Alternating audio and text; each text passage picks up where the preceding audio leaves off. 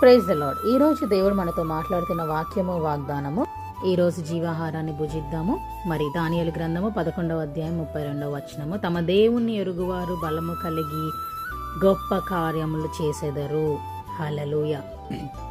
దేవుణ్ణి ఎరుగువారు, మనందరము దేవుణ్ణి తెలిసిన వారమే. దేవుని ప్రేమను రుచి చూస్తున్నాము.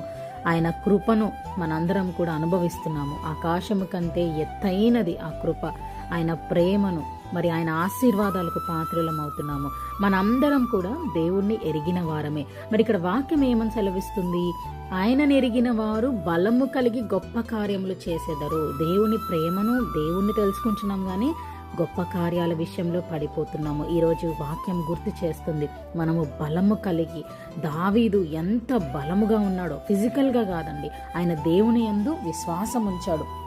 బలముతో, నమ్మకముతో గొప్ప కార్యాన్ని చేసి దేవుని క్రియలు వివరించాడు.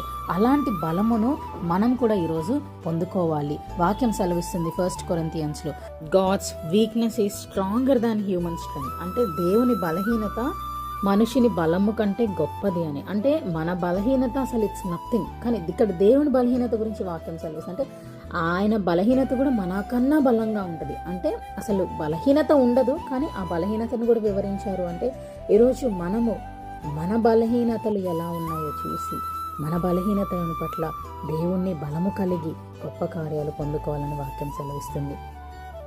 దానియేలు కూడా దేవుని బలము పొందుకొని గొప్ప కార్యాలు జరిపించి, నిరూపించి దేవుని కార్యాన్ని వివరించాడు. ఈ వాక్యం మన జీవితంలో నెరవేరాలని అందరం గట్టిగా ఏమని చెప్తాం? May the lord bless us and give us peace. Have a fruitful day.